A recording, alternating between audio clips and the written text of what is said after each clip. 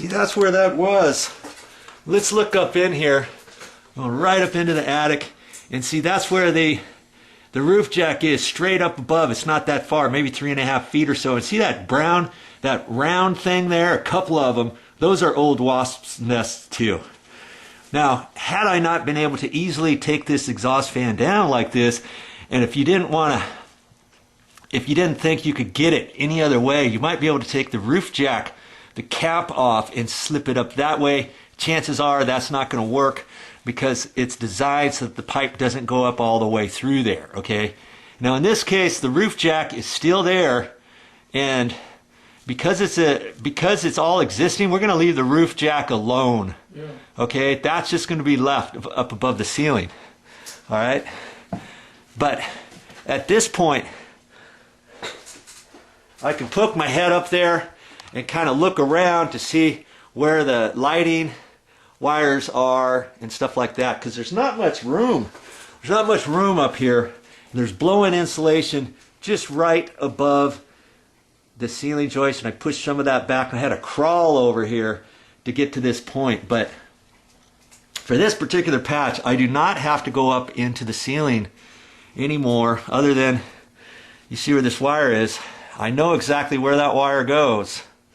It goes over, and it comes down the wall over here, and it disappears. Now, I don't know if it goes into this plug, this receptacle. If I pull that receptacle apart, maybe there's a wire in there that's been cut off from years ago, and it's not hot anymore. We know it's not hot anymore. I could put some electrical tape around there, not electrical tape, just some wire nuts, put electrical tape on there too, and if I had any questions, I could put that in a junction box up there and put a blank plate over it. Okay, if I had any question whatsoever whether or not that line is hot. Okay, I can even turn on a light switch. I'll turn on a light switch. There's a light switch over here, and I'll turn that on just to make sure it's not connected to the existing light. There's a light switch on the wall over there, and that controls this. But you know what? This light is on. And you remember when I tested those wires, they were not hot. I'll test them again. Okay? Hold that on there, and I know it's not hot. Alright, this is a dead line that's up in the roof, up in the ceiling, the attic area. But I'll end up putting wire nuts on them anyways, and probably some electrical tape or something, just in case years from now somebody comes along and wants to tie into it or think that they're live or whatever. Okay? Now before I just cut out the sheetrock, I'm going to cut this sheetrock out square. Before I go out too far, I just want to take a double check in there and look and see where the ceiling joists are. Okay? And there's a ceiling joist right here. And it's only over about 2.25 inches from this point. And I know the next ceiling joist is 16 inches from here over. I've already looked up there. There's a ceiling joist right here. I want to make sure I don't cut too far into the next bay. You know, there is a water stain here. If I cut beyond the next bay, then I would have to cut this even further to re-hold up this sheetrock over here. Okay? But this is an old water stain. And when the painter gets here, before he paints, he can put some kills or bins.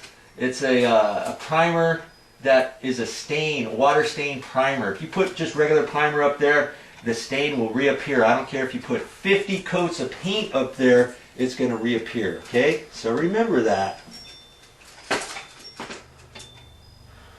Okay, my pops had a good question. He said, hey, before you cut that out, you know all that insulation's up there. Don't you want to do something with that, or else it's going to fall all down on the floor? Okay, well, there's some old blow-in insulation in here. Here it is. I want to be careful with that. I can just take that and kind of push it back a little bit. Push this insulation back.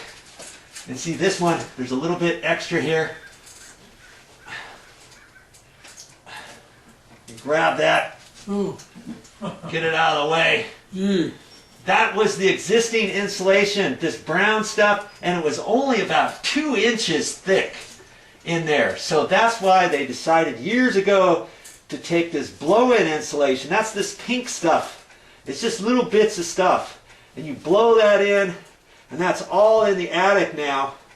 Makes for a good insulation, but it's a pain to crawl across because they always spray it above your ceiling joists. They give you a nice coating to get an R factor and better R factor insulation value. And when you go up in there, it's hard to see where the ceiling joists are. So you have to feel for and be real careful for that. You don't want to step through your ceiling making an assumption, okay, here's a joist, here's a joist, here's a joist. You got to feel with your feet, and you just have to be careful. Okay? All right, I got everything pushed back. I'm going to get a little bit on the floor, you know, not a whole lot. But I've got my broom here, and I'll clean it up when I get done. Okay? Guess I'm ready to start cutting a little bit of sheetrock out.